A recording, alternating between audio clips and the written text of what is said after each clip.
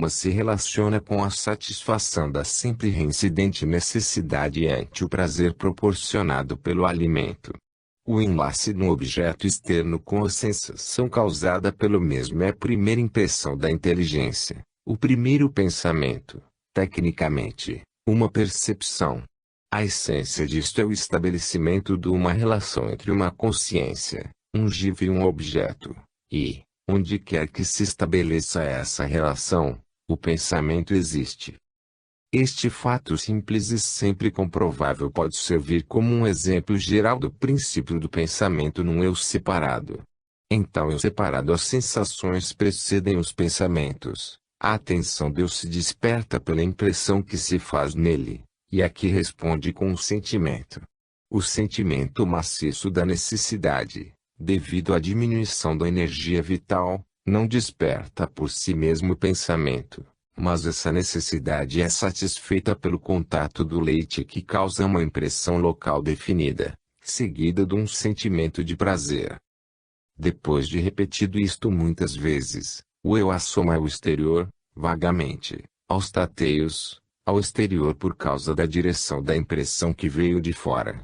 A energia vital flui deste modo ao corpo mental e o vivifica, de sorte que reflete, no princípio debilmente, o objeto que, ao pôr-se em contato com o corpo, tem causado a sensação. Esta modificação no corpo mental, repetida uma e outra vez, estimula-o em seu aspecto de conhecer e vibra em correspondência. Ele sentiu a necessidade, o contato, o prazer, e com o contato uma imagem se apresenta, sendo afetada tanto a vista como os lábios, duas impressões dos sentidos que se misturam. Sua própria natureza inerente enlace une os três, a necessidade, a imagem do contato e o prazer, e esse enlace é pensamento. Enquanto não responder assim, não existe ali nenhum pensamento. É o eu que percebe, e nenhum outro inferior. Esta percepção particulariza o desejo, que cessa de ser vago anelo por algo e se converte num desejo definido por uma coisa especial, o leite. Mas a percepção necessita da revisão, pois o conhecedor associou três coisas, e uma delas tem que ser separada, a necessidade. É significativo que numa etapa primitiva a vista da ama desperte a necessidade. É o conhecedor a despertar a necessidade quando aparece a imagem com aquela associada. A criança, ao ter fome, chorará pelo peito ao ver a mãe. Mais tarde se quebra esta errônea relação. E a ama é associada com o prazer como causa, e vista como objeto de prazer. Estabelece-se, deste modo, o desejo pela mãe, e logo se converte em outro estímulo do pensamento. Relação entre sensação e pensamento. Em muitos livros de psicologia, tanto orientais como ocidentais, se especifica claramente que todo pensamento tem sua raiz na sensação. E que enquanto não se houver acumulado grande número de sensações, não pode existir o pensar. Diz H. P. Blavatsky, a mente, tal qual a conhecemos, pode-se resolver em estados de consciência de variável duração, intensidade, etc., baseando-se tudo, em último termo, na sensação. Alguns escritores têm ido mais longe, declarando que não são apenas as sensações o material com que se constroem os pensamentos, mas os pensamentos são produzidos pelas sensações, negando deste modo o pensador e o conhecedor.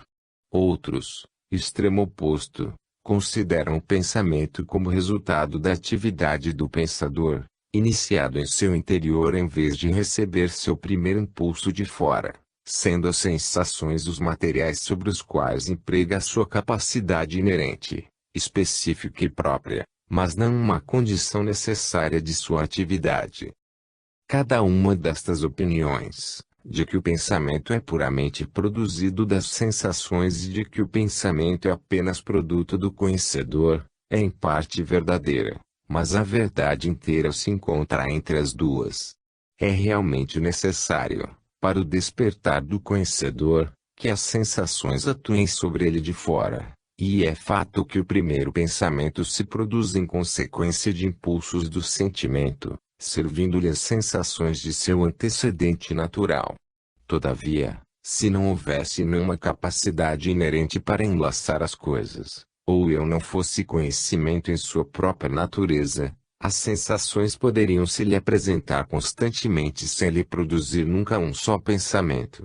Só é meia verdade que os pensamentos têm o seu princípio nas sensações. Tem que existir o poder de organizá-las e de estabelecer, entre umas e outros, laços de união, relações, assim como, também, entre elas e o mundo externo. O pensador é o pai, o sentimento a mãe, o pensamento o filho.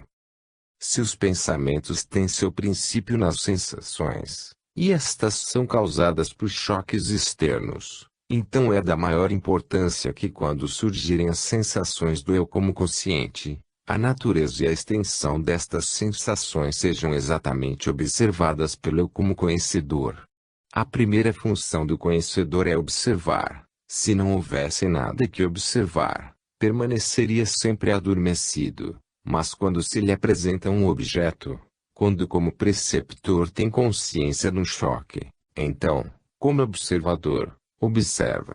Desatidão do seu poder de observar depende o pensamento que tem de formar de todas essas observações unidas. Se observa erroneamente, estabelece-se uma relação equivocada entre o objeto ocasionador do choque e ele próprio, como observador do choque. Então, em consequência deste erro, sobrevirá em sua própria obra um número de erros subsequentes, que nada poderá corrigir senão retrocedendo precisamente ao princípio. Vejamos agora como é que funcionam a sensação e a percepção num caso especial. Suponhamos que sinto um choque na mão, o contato causa sensação, o reconhecimento do que causou a sensação é um pensamento. Quando sinto um contato, percebo uma sensação, e não há necessidade de acrescentar nada ao que se refere puramente a esta sensação, mas quando do sentimento passo para o objeto que o causou, percebo o objeto e tal percepção é um pensamento. Esta percepção significa que, como conhecedor, reconheço uma relação entre mim mesmo e esse objeto, porquanto ocasionou certa sensação em meu eu. Isto, no entanto, não é tudo o que sucede, pois também experimento outras sensações de cor, de suavidade, de calor, de contextura, etc.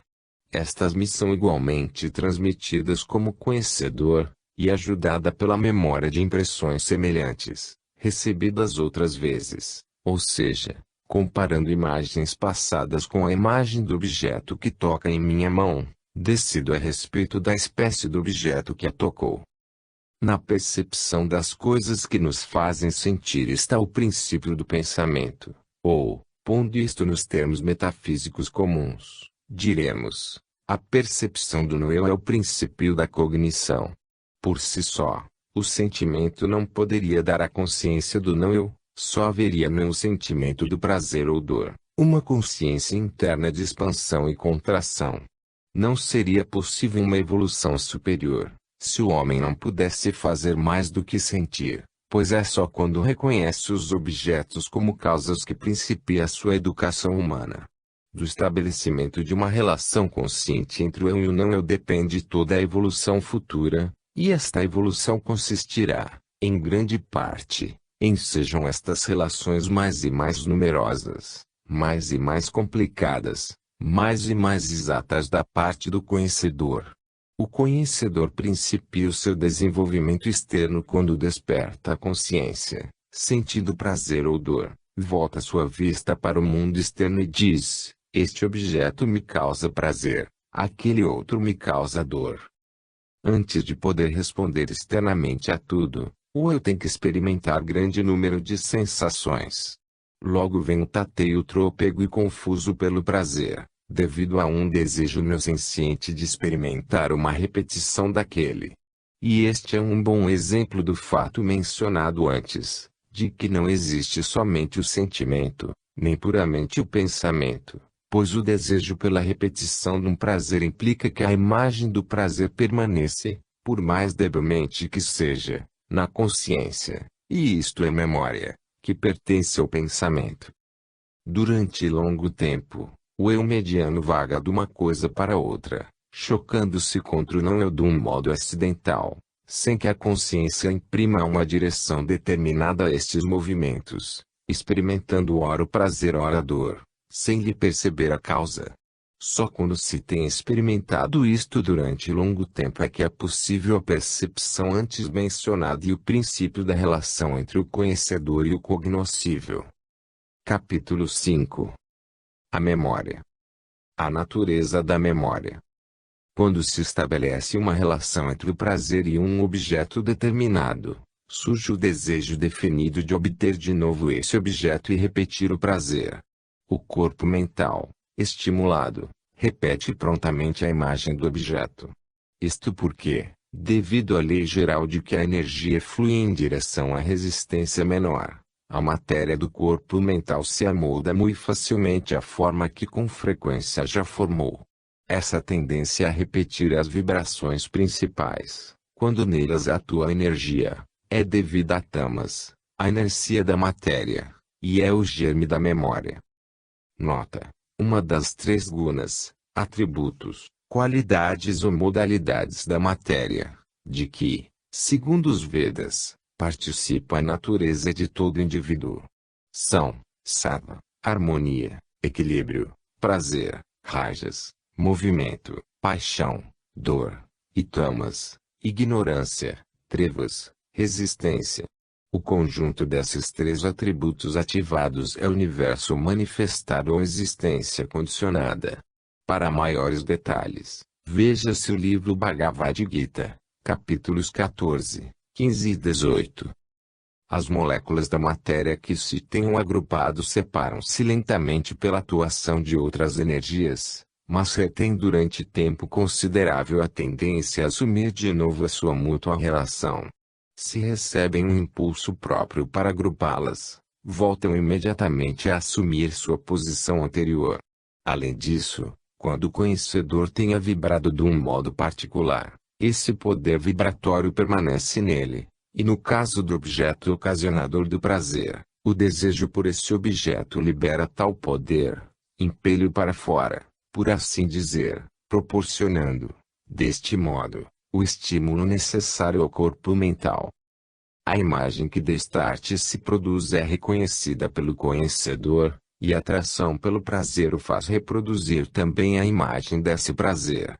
O objeto e o prazer são relacionados pela experiência, e quando se forma a série de vibrações componentes da imagem, surge também a série de vibrações constituintes do prazer, que assim se volta a provar na ausência do objeto.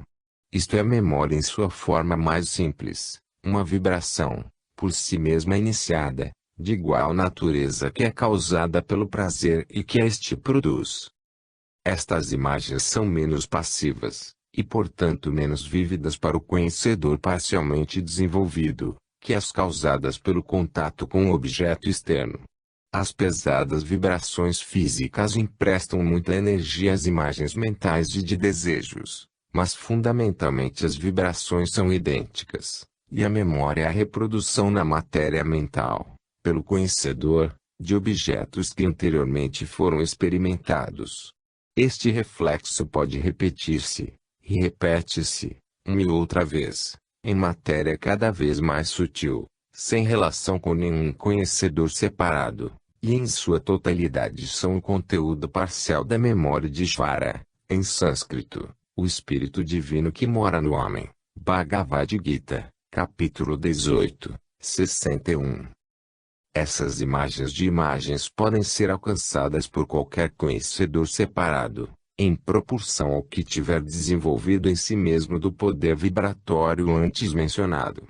Assim como na telegrafia sem fio, uma série de vibrações, que constitui uma mensagem, pode ser captada por um receptor apropriado, isto é, por um receptor capaz de as reproduzir.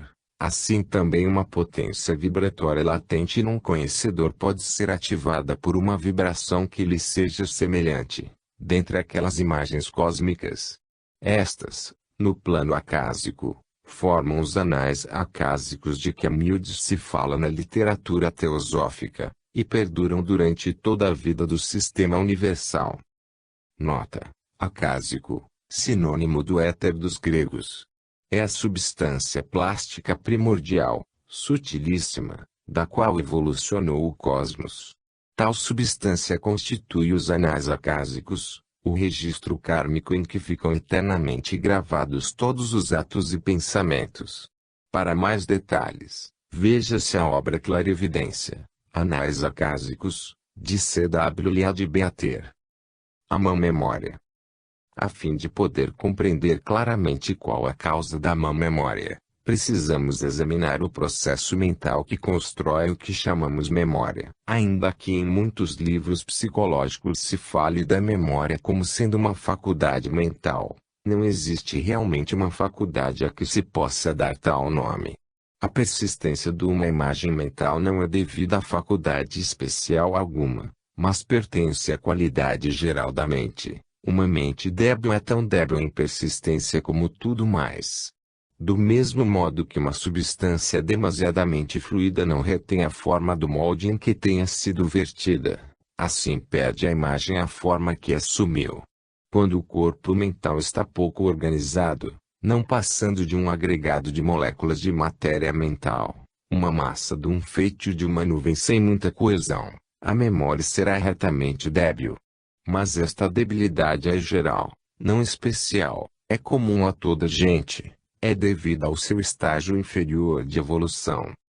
À proporção que o corpo mental se organiza e nele funcionam os poderes do eu, vemos a miúde, todavia, o que se chama uma má memória. Mas se observarmos esta má memória, veremos que não é deficiente em todos os aspectos, pois há algumas coisas que se recordam bem e que a mente retém sem esforço. Se, a seguir, examinarmos as coisas que se recordam, veremos que são as que atraem com força a mente, e que se não esquecem as de que muito se gosta.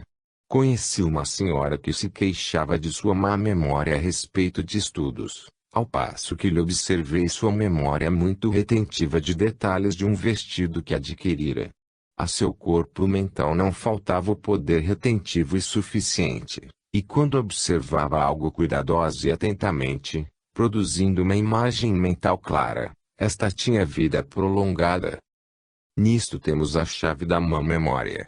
É devido à falta de atenção, à falta de observação exata, e, portanto, a um pensamento confuso. O pensamento confuso é a impressão de borrão causada pela observação descuidada e desatenta, ao passo que o pensamento claro é a impressão bem marcada, oriunda da atenção concentrada e da observação cuidadosa e exata. Não nos recordamos das coisas a que prestamos pouca atenção, mas recordamos-nos bem das que nos interessam muito. Como se deve, pois, tratar uma má memória? Primeiramente se devem observar as coisas em relação às quais é má, e aquelas para as quais é boa, a fim de calcular a qualidade geral da adesividade. Depois é mister examinar se as coisas para as quais é má valem a pena ser recordadas, ou se carecem de importância. Se as acharmos sem importância, porém sentirmos que nos devem interessar nos melhores momentos, então nos cabe dizer conosco mesmos: vou fixar-me nelas cuidadosa e detidamente.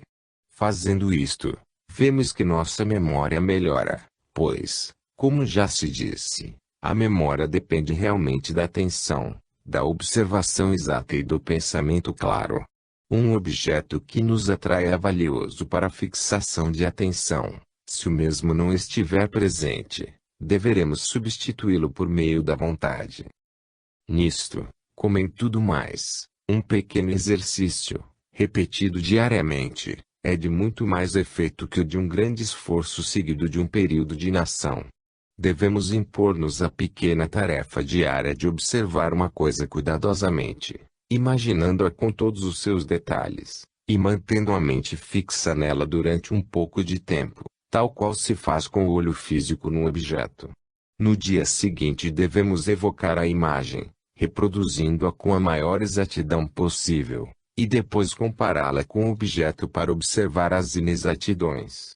Se dedicarmos 5 minutos diários a este exercício, observando alternadamente um objeto, imaginando depois na mente, e no dia seguinte, evocando a imagem e comparando-a com o objeto, melhoraremos a nossa memória muito rapidamente. Com essa prática aperfeiçoaremos realmente nossos poderes de observação, de atenção, imaginação e concentração. Numa palavra, estaremos organizando o corpo mental e, muito mais rapidamente que o faria a natureza sem ajuda, tornando-o próprio para desempenhar suas funções de um modo efetivo e útil. Ninguém pode empreender um exercício como este sem lhe sentir o efeito, e logo terá o indivíduo a satisfação de constatar que seus poderes aumentaram e se acham muito mais sujeitos ao domínio de sua vontade. Os meios artificiais para melhorar a memória apresentam as coisas à mente em forma atrativa, ou associam com essa forma as coisas que se tem de recordar. Se uma pessoa tem fácil percepção, pode ajudar a uma memória formando uma imagem e relacionando as coisas que quer recordar com determinados pontos dessa imagem.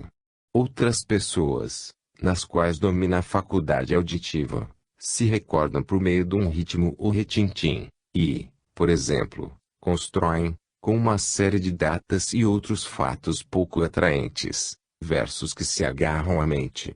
Mas muito melhor que tais métodos é o racional que acabamos de descrever, cujo uso melhora a organização do corpo mental, tornando-o mais coerente com os seus materiais.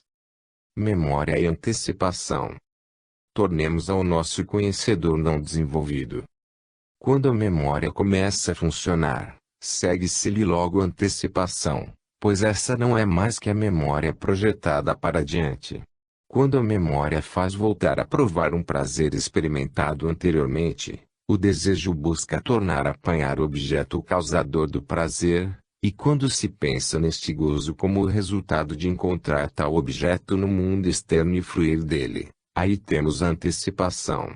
O conhecedor detém seu pensamento na imagem do objeto e na imagem do prazer, relacionando-as entre si. Se a essa contemplação se acresce o elemento tempo, do passado e do futuro, dão-se-lhe então dois nomes: a contemplação mais a ideia do passado é memória, a contemplação mais a ideia do futuro é antecipação. À medida que estudamos estas imagens, principiamos a compreender toda a força do aforismo de Patanjali, de que para a prática do yoga deve o homem suspender as modificações do princípio pensante. Considerado sob este ponto de vista da ciência oculta, cada contato com o não-eu modifica o corpo mental. Parte da matéria de que este corpo está composto se combina como um quadro ou imagem do objeto externo. Quando se estabelecem relações entre estas imagens, é o pensamento considerado sob o aspecto da forma, correspondendo com este. Existem vibrações no próprio conhecedor, e estas vibrações dentro dele são o pensamento no próprio conhecedor, e estas vibrações dentro dele são o pensamento considerado sob o aspecto da vida. Não se deve esquecer que a função especial do conhecedor é estabelecer estas relações, o que ele acresce às imagens e que este acréscimo muda as imagens em pensamentos. As imagens no corpo mental se parecem muito, em seu caráter, com as impressões que numa placa sensível fazem as ondas etéricas que se acham fora da luz do espectro. Atuam quimicamente nos sais de prata e voltam a combinar a matéria sobre a placa sensível, de sorte que se formam nela imagens dos objetos a que tenha sido exposta. Tal é o que sucede na placa sensível por nós chamada corpo mental. Os materiais se tornam a combinar como uma imagem dos objetos com que se tenha posto em contato.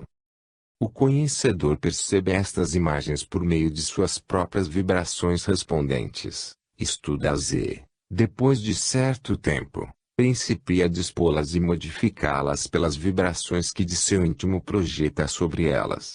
De acordo com a lei a que nos temos referido, de que a energia segue a linha de menor resistência, reforma uma e outra vez as mesmas imagens, e na concretização desta simples reprodução, com a adição do elemento tempo, teremos, como já foi dito, a memória e a antecipação. O pensar concreto é, depois de tudo, só uma repetição, em matéria mais sutil, das experiências diárias, com a diferença de que o conhecedor pode deter e mudar a sua sequência, repeti-las, apressá-las ou fazê-las mais lentas, segundo queira. Pode deter-se numa imagem, envolvê-la, manter-se nela, e assim obter, mercê de repetido exame das experiências, muito do que não percebeu ao passar por elas, sujeito ao incessante movimento da roda do tempo. Dentro de seus próprios domínios, pode dispor de seu tempo, no concernente à sua medida, como o faz Ishvara, Deus ou Logos, para seus mundos. Só não pode escapar à condição do tempo até poder alcançar a consciência divina, libertando-se então dos laços da matéria do mundo. Capítulo 6. O desenvolvimento do pensamento. A observação e seu valor. O primeiro requisito para o pensar eficaz é uma observação atenta e exata. O eu, como conhecedor, deve observar o não-eu com atenção e exatidão, se este tem de se converter no conhecido e fundir-se assim no eu. O segundo requisito é a receptividade e tenacidade no corpo mental, a faculdade de ceder incontinenti às impressões e retê-las uma vez feitas. Em proporção à atenção e exatidão da observação do conhecedor e da receptividade e tenacidade de seu corpo mental, se acharão a rapidez de sua evolução e a celeridade com que seus poderes latentes se convertem em poderes ativos. Se o conhecedor não observou com exatidão a imagem de pensamento, ou se o corpo mental, não desenvolvido, só tem sido sensível às vibrações mais fortes de um objeto externo e, por conseguinte, só tem refletido uma reprodução imperfeita, o material para o pensamento é impróprio e errôneo. Só se tem obtido, no começo, o esboço geral, com os pormenores apagados e até falhos.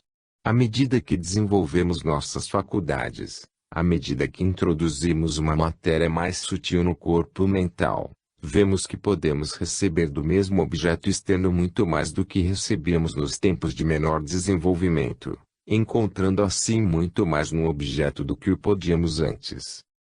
Coloquemos dois homens em um campo, em presença de um esplêndido pôr do sol. Suponhamos ser um deles um camponês pouco desenvolvido, que não tem o costume de observar a natureza senão no que concerne às suas colheitas, que só tem contemplado o céu para saber se promete chuva ou sol, sem nada lhe importar seu aspecto a não ser no referente ao seu modo de ganhar a vida. Suponhamos ser o outro um artista, cheio de amor pelo formoso e educado para ver e gozar da cada matiz ou tom de cor. Os corpos físico, astral e mental do camponês estão todos em presença deste brilhante pôr do sol, e todas as vibrações que lhe produz atuam sobre os veículos de sua consciência. Vê diferentes cores no céu e observa que há muita promessa de um formoso tempo para o dia seguinte, bom ou mau para sua colheita, segundo o caso. Eis tudo o que tira disso. Os corpos físico, astral e mental do pintor estão todos expostos exatamente às mesmas pulsações que os do camponês, mas quão diferente é o resultado. O material mais sutil de seus corpos reproduz 1 milhão de vibrações demasiado rápidas e sutis, que não impressionam o material mais grosseiro do outro. Por conseguinte, a sua imagem do pôr do sol é muito diferente da imagem produzida no camponês. Os tons delicados de cor, o matiz que desvanece no outro matiz, o azul e rosa transparentes, e o verde marinho pálido iluminado de reflexos dourados com franjas de púrpura real, todos são usufruídos com detido prazer, com êxtase de gozo senciente. Despertam-se delicadas emoções, o amor e a admiração mudam sem reverência e alegria de existirem tais coisas. Surgem as ideias de natureza mais inspirada, à medida que o corpo mental se modifica sob as vibrações atuantes nele, no plano mental, e do aspecto mental do pôr do sol. A diferença das imagens não se deve a uma causa externa, mas a uma receptividade interna. Não depende do externo, mas da capacidade responsiva de cada observador. Não está no não-eu, mas no eu e suas envolturas. Segundo estas diferenças, tal é o resultado que se produz. Quão pouco flui no camponês, quão mais no pintor. Vemos aqui, com surpreendente evidência, o significado da evolução do conhecedor. Ao nosso redor pode haver um universo de formosura, suas ondas atuam em nós de todos os lados e, no entanto, podem ser como se não existissem. Tudo que está na mente de Ishvara, Deus, o Logos de nosso sistema solar, está atuando em nós e em nossos corpos agora. O que disse podemos receber marca o grau de nossa evolução. O de que carece nosso desenvolvimento, não é uma mudança fora de nós, mas uma mudança dentro de nós. Foi-nos dado tudo, mas precisamos desenvolver a capacidade para recebê-lo. Pelo que já foi exposto, compreender-se é que a observação exata é um elemento necessário para pensar-se com clareza. É no plano físico, onde nos pomos em contato com o não-eu, que temos de começar nosso trabalho. Caminhemos para cima. Toda a evolução principia no plano inferior e se encaminha para o superior. No inferior tocamos, como primeiro marco, no mundo externo, e deste passam as vibrações para cima, ou para dentro, fazendo surgir os poderes internos. A exata observação é, pois, uma faculdade que se deve cultivar definitivamente. A maioria das pessoas vai para o mundo com os olhos meio fechados, e isto pode ser comprovado por qualquer que se pergunte a si mesmo acerca do que tiver observado, ao andar pela rua. Podemos perguntar-nos, que observei ao andar pela rua? Muita gente quase nada observou, não formou nenhuma imagem clara.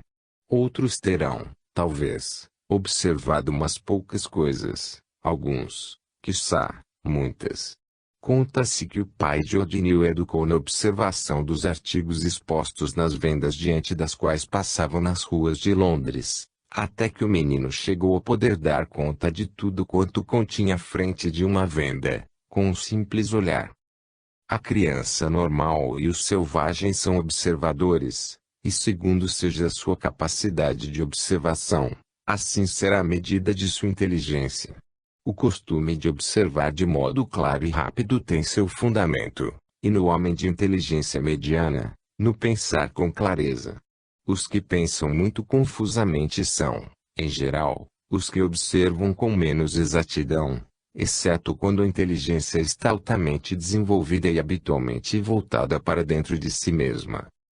Mas a resposta à pergunta anterior pode ser: eu estava pensando noutra coisa, e por isso não observei. Será muito cabível, se o que responde estava pensando em algo mais importante do que a educação do corpo mental e a do poder da atenção por meio da observação cuidadosa, mas se só estava sonhando, vagando o seu pensamento de modo indeterminado, então perdeu seu tempo, muito mais do que se houvesse dirigido sua energia para fora. Deve-se considerar esta distinção como limitando as observações anteriores, pois um homem profundamente submerso em seus pensamentos não observará os objetos passageiros, porque estará fixo em seu interior, e não no exterior. Os altamente desenvolvidos e os que o estão só parcialmente, necessitam de uma educação diferente. Mas quantos, dentre os que não observam, estão de fato profundamente submersos em seus pensamentos? Na mente da maioria das pessoas, tudo o que se passa é um vago olhar de qualquer imagem de pensamento que se lhes possa apresentar, uma contemplação, sem objetivo determinado, do conteúdo de seu porta-joias ou de seus armários. Isto não é pensar, pois que pensar significa, como vimos, estabelecer relações, acrescer algo que não estivesse previamente presente. Ao pensar, a atenção do conhecedor se dirige deliberadamente para imagens de pensamento, e com elas trabalha ativamente. Portanto, o desenvolvimento do hábito de observação constitui uma parte da educação mental, e os que a praticarem notarão que a mente se esclarece, aumenta em poder e se torna mais facilmente manejável. De sorte que podem dirigi-la a um objeto dado, muito melhor do que podiam fazê-lo antes. Bem, este poder de observação, Uma vez definitivamente estabelecido, age automaticamente, e o corpo mental registra as imagens, das quais poderá utilizar-se depois, se delas necessitar sem exigir a atenção de seu dono. Um caso dessa espécie, muito trivial mas significativo, posso apresentar como experiência minha. Viajando pela América, surgiu, durante a viagem, uma pergunta acerca do número da locomotiva do trem em que estávamos, e o número se apresentou incontinenti em minha mente. Não foi de modo algum um caso de clarividência, é que, sem nenhuma ação consciente de minha parte, minha mente havia observado e registrado o número da locomotiva ao entrar o trem na estação, e quando se precisou conhecê-lo, a imagem mental do trem entrando com o número na frente da locomotiva se me apresentou em seguida. Esta faculdade, uma vez estabelecida, é muito útil, pois significa que quando em torno de alguém ocorrem coisas, mesmo se naquele momento desviar a atenção, podem, depois, ser recordadas olhando-se o registro que o corpo mental fizera delas por sua própria conta. Esta atividade automática do corpo mental fora da atividade consciente deu exerce sobre todos nós um efeito mais considerável do que se poderia supor. Tem-se constatado que quando uma pessoa é hipnotizada refere muitos pequenos sucessos que lhe aconteceram sem lhe despertar a atenção. Tais impressões chegam ao corpo mental por meio do cérebro, e imprimem-se tanto neste como naquele. Deste modo se gravam no corpo mental muitas impressões insuficientemente fortes para penetrar na consciência, não porque esta não as pode conhecer, mas porque não está suficientemente desperta, a não ser para registrar as impressões mais fortes. No estado hipnótico, no delírio, nos sonos físicos quando o jiva não está presente, o cérebro expele-se estas impressões, que geralmente se achavam dominadas pelas impressões muito mais fortes, produzidas ou recebidas pelo próprio jiva. Mas se a mente é educada em observar e registrar, então o jiva pode depois absorver delas impressões gravadas deste modo. Assim, se dois indivíduos passam por uma rua, sendo um educado na observação e o outro não, podem ambos receber um número de impressões, sem que nenhum deles perceba as mesmas naquele momento, mas, depois, somente o observador educado poderá recordar as imagens. Como este poder depende do pensar com clareza, os que desejarem cultivar e dominar o poder do pensamento farão bem em não se descuidarem de cultivar o hábito da observação, sacrificando o mero prazer de vagar por onde quer que os possa levar a corrente da fantasia. A evolução das faculdades mentais. À medida que se acumulam imagens, o trabalho do conhecedor se torna mais complicado, e seu trabalho com elas faz surgir um poder após outro, inerentes à sua natureza divina. Já não aceita o mundo externo apenas em sua simples relação consigo, como contendo objetos que lhe são causa de prazer ou de dor, porém, dispõe ao lado umas das outras as imagens desses objetos, estuda-as em seus diversos aspectos, revolve-as e volta a considerá-las. Também principia a coordenar suas próprias observações, e atenta para a ordem de sucessão das imagens. Quando umas dão lugar a outras, quando uma segunda imagem se seguiu a uma primeira muitas vezes, principia a buscar a segunda ao se lhe apresentar a primeira, e deste modo as enlaça. Este é o primeiro passo para o raciocínio e neste ponto também temos a exteriorização de uma faculdade inerente. A Gu e a Ibe apareceram sempre sucessivamente, e que, portanto, quando aparecer, B também aparecerá. Essa previsão, a comprovar-se constantemente, o faz enlaçá-las como causa e efeito. E muitos de seus primeiros erros se devem ao estabelecimento demasiado precipitado desta relação. Por outro lado, pondo as imagens uma ao lado da outra, observa-lhes as semelhanças ou dessemelhanças, e desenvolve a faculdade de comparar. Escolhe uma ou outra como produtora de prazer, e movimenta seu corpo no mundo externo em busca delas, desenvolvendo seu juízo por estas seleções e suas consequências. desenvolve um sentido das proporções em relação com as semelhanças ou dessemelhanças, e agrupa os objetos segundo sua maior igualdade, ou separa segundo sua maior diferença. Nisto também comete muitos erros, por induzirem facilmente a eles as semelhanças superficiais, que logo porém corrige por observações posteriores. Deste modo, a observação, a distinção, a razão, a comparação, o juízo, crescem um após outro.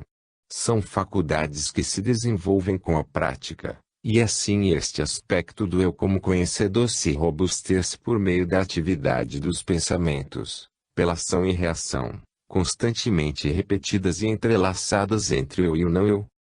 Para apressar a evolução dessas faculdades, devemos exercitá-las deliberada e conscientemente, utilizando as circunstâncias da vida diária como oportunidade para desenvolvê-las. Do mesmo modo que, segundo já temos visto, se pode educar o poder da observação na vida diária, também podemos acostumar-nos a ver os pontos semelhantes ou dessemelhantes nos objetos que nos rodeiam, nós podemos compará-los e julgá-los, e tudo isto conscientemente com determinado objetivo. O poder do pensamento cresce rapidamente com este exercício deliberado, e converte-se em uma coisa que se maneja constantemente, porque se sente como uma possessão definida. A educação da mente. Educar a mente em qualquer sentido é educá-la integralmente, em certo grau, pois qualquer espécie definida de educação organiza a matéria de que está composto o corpo mental, e além disso exterioriza alguns dos poderes do conhecedor. Uma mente educada se pode aplicar de um modo que seria impossível à não educada, tal é a utilidade da educação. Entretanto, nunca se deve esquecer que a educação da mente não consiste em sobrecarregá-la de fatos, mas é lhe desenvolver os poderes. Não se desenvolve a mente enchendo-a de pensamentos alheios, mas exercitando-lhe os próprios poderes. Dos grandes mestres que ocupam a dianteira da humanidade se diz que conhecem tudo quanto existe no sistema solar.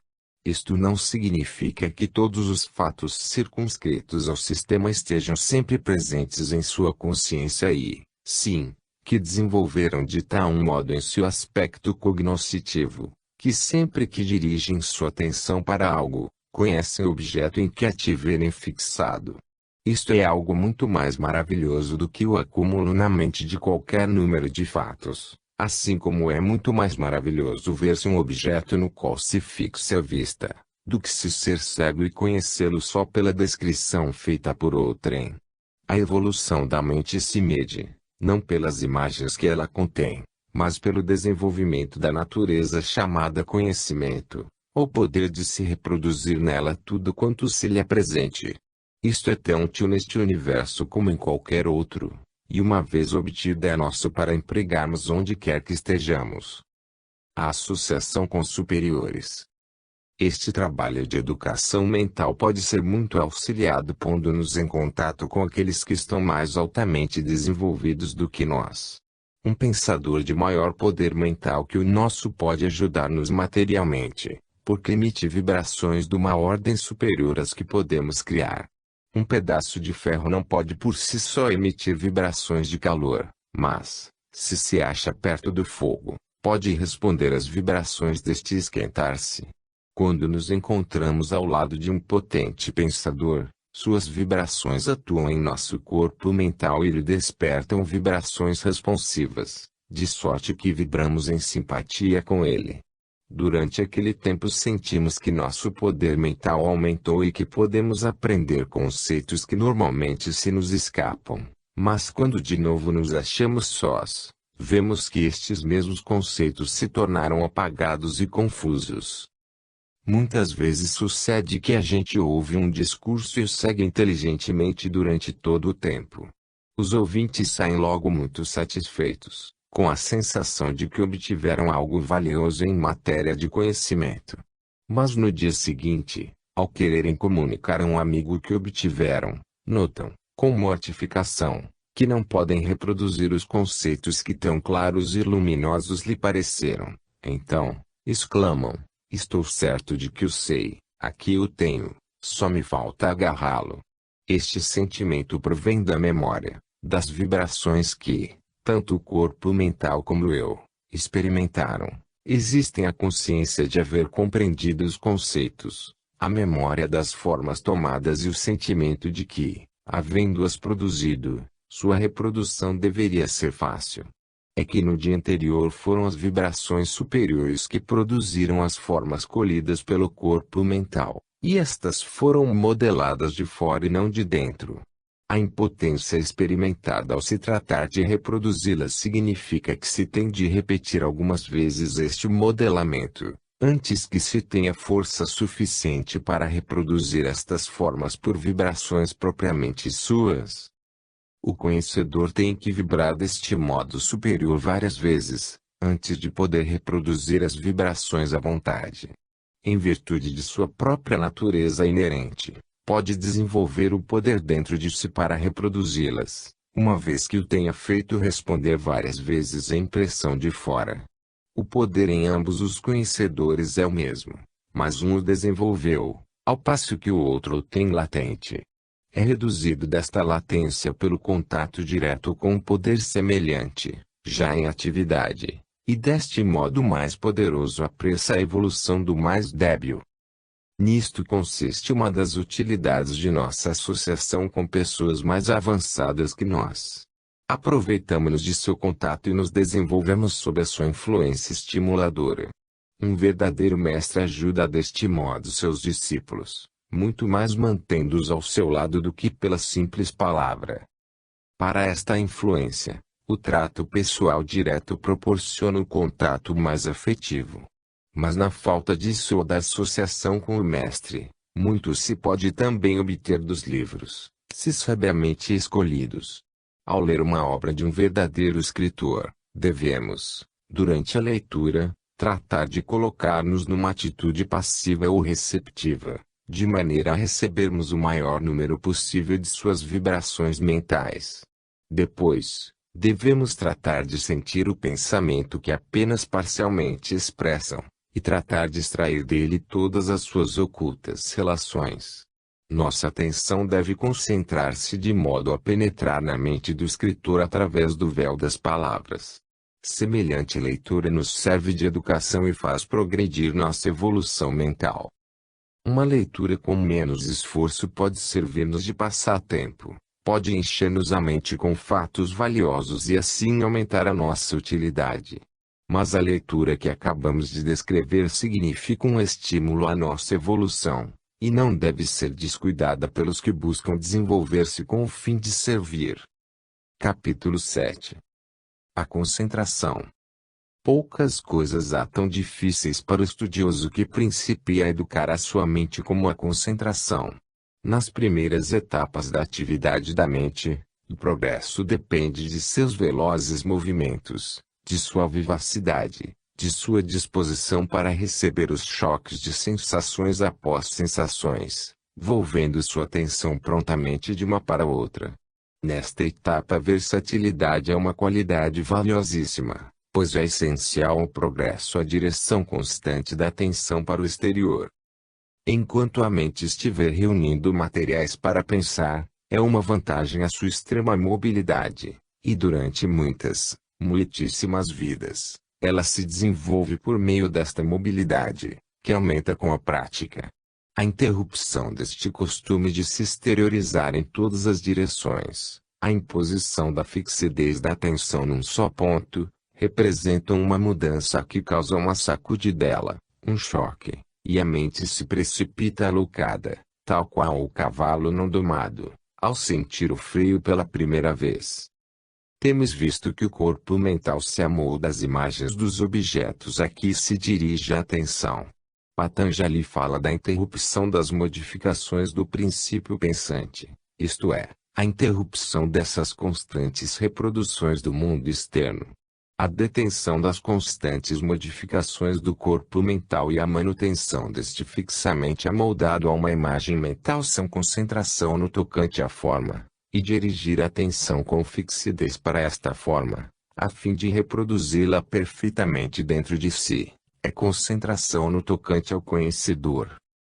Na concentração, a consciência está fixa numa só imagem. Toda a atenção do conhecedor está dirigida para um só ponto, sem flutuações nem desvios. A mente, que discorre continuamente de uma coisa para outra, atraída pelos objetos externos e amoldando-se a cada um em veloz sucessão, é enfreada, mantida e obrigada por meio da vontade a permanecer numa forma, amoldada a uma imagem, sem atender a nenhuma outra impressão. Bem, quando se mantém a mente deste modo, amoldada a uma imagem, e se emprega fixamente, obtém-se do objeto um conhecimento muitíssimo maior do que o que poderia proporcionar qualquer descrição verbal do mesmo. Nossa ideia de um quadro, de uma paisagem é muito mais completa quando vemos do que quando só o lemos ou dele ouvimos falar. E se nos concentramos em tal descrição, o quadro toma forma no corpo mental, e obtemos um conhecimento muito mais completo do que o que se obtém pela mera leitura de palavras. As palavras são símbolos das coisas, e a concentração no esboço de uma coisa produzida pela palavra descritiva acrescenta mais e mais detalhes, por se colocar a consciência mais em contato com a coisa descrita. No princípio da prática da concentração tem-se que lutar com duas dificuldades. Primeira, o desatender às impressões que continuamente se recebem. Tem-se que impedir que o corpo mental responda a esses contatos, que resistir à sua tendência em responder às impressões externas, mas isto requer dirigir-se parcialmente a atenção para essa resistência, e quando se tiver vencido sua tendência em responder, a própria resistência tende a cessar. É necessário o equilíbrio perfeito, nem resistência nem não resistência, mas uma firme quietude, tão poderosa que as ondas externas não produzam nenhum resultado, nem sequer o resultado secundário de se ter consciência de algo a que se haja de resistir. Segunda, durante o tempo que for, a mente deve manter como única imagem objeto da concentração. Não só deve resistir a ser modificada em resposta aos choques externos, mas também deve cessar com sua própria atividade interna, a qual está sempre baralhando seu conteúdo, pensando nele, estabelecendo novas relações, descobrindo semelhanças e dessemelhanças ocultas. Esta imposição de quietude interna é ainda mais difícil do que permanecer ignorante dos choques externos, por se referir à sua própria vida íntima e completa. É mais fácil voltar as costas ao mundo externo do que aquietar o interno, porque este mundo interno está mais identificado com o eu e, numa palavra, para a maioria das pessoas no atual grau evolutivo representa o eu pessoal. Contudo, a própria tentativa de aquietar a mente deste modo produz logo um avanço na evolução da consciência, porque imediatamente sentimos que o governante e o governado não podem ser um só, e instintivamente nos identificamos com o primeiro. Eu aquieto minha mente à expressão da consciência, e sente-se a mente como pertencendo ao eu, como uma propriedade sua. Nota: convém assinalar bem a diferença entre o eu superior e o eu inferior. O primeiro é o espírito imortal, a consciência eterna. O segundo é a personalidade mortal. Esta distinção cresce inconscientemente, e o estudante percebe que está adquirindo a consciência de uma dualidade, de algo que domina e de algo que é dominado. A mente concreta inferior é apartada e o eu se sente como um poder maior, como uma visão mais clara, e desenvolve-se um sentimento de que este eu não depende nem do corpo nem da mente. Este é o primeiro alvorecer de consciência da verdadeira natureza imortal, e o horizonte se dilata, mas interiormente, não externamente, para dentro, cada vez mais, continuamente sem limitação. Desenvolve-se então o poder de conhecer a verdade à primeira vista, o que só se mostra quando se transcende a mente, com o seu lento processo de raciocinar. Porque o eu é a expressão do eu, cuja natureza é conhecimento, e, sempre que se põe em contato com uma verdade, percebe suas vibrações regulares e, portanto, em harmonia com as suas, ao passo que me falso lhe destoa causa um som discordante, denunciando sua natureza com o seu próprio contato. À medida que a mente inferior assuma uma posição mais e mais subordinada, estes poderes do ego afirmam seu próprio predomínio, e a intuição, análoga à visão direta no plano físico, substitui o raciocínio, o qual pode ser comparado ao sentido do tato no plano físico. Quando a mente está bem educada na concentração de um objeto, e pode manter sua agudeza como especialmente se chama este estado, por curto tempo, o passo que a este se segue é o abandono do objeto e a manutenção da mente nesta atitude de atenção fixa, sem que a atenção esteja dirigida para coisa alguma. Neste estado o corpo mental não mostra nenhuma imagem, seu material próprio existe sempre, fixo e firme, sem receber impressões, num estado de calma perfeita, como um lago sem ondulações. Então pode formar o corpo mental segundo seus próprios elevados pensamentos, e fazer penetrar-lhe suas próprias vibrações. Ele pode modelá-lo segundo as elevadas visões dos planos superiores ao seu, dos quais obteve um vislumbre em seus momentos de maior elevação, e desta maneira pode atrair ideias às quais o corpo mental não teria podido responder de outro modo. Estas são as inspirações do gênio, esse relâmpago que desce à mente com deslumbrante luz e ilumina o mundo. Mesmo o indivíduo que as comunica ao mundo escassamente pode dizer, em seu estado mental comum, como chegaram a ele, só sabe que de algum modo estranho. O poder dentro de mim ressoando vive em meus lábios e chama com minha mão. A consciência está onde quer que haja um objeto ao qual responda. No mundo das formas, uma forma ocupa um espaço definido, e não se pode dizer, se se permite a frase, que ela está no lugar, está mais perto ou mais longe de outras formas que ocupam determinados lugares em relação ao seu. Se muda de um lugar para outro, tem que atravessar o espaço que entre ambos medeia, podendo o percurso ser rápido ou lento, veloz como um relâmpago ou preguiçoso como uma tartaruga, porém que se tem de fazer dentro de certo tempo, curto ou longo. Bem, para a consciência não existe o espaço. A consciência muda de estágio, mas não de lugar, e abarca mais ou menos, conhece ou não aquilo que não é ela mesma, justamente na proporção em que possa ou não responder às vibrações dos não-eus. Seu horizonte se alarga com a sua receptividade. Nisto não há nada de viajar, de atravessar intervalos intermediários. O espaço pertence às formas, as quais se afetam tanto mais entre si quanto mais próximas se acham umas das outras, e cuja mútua influência diminui à medida que aumenta a distância que as separa.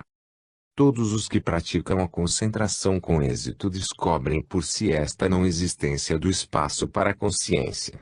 Um verdadeiro adepto pode adquirir conhecimento de qualquer objeto pelo simples concentrar-se nele, sem que a distância em nada afete tal concentração.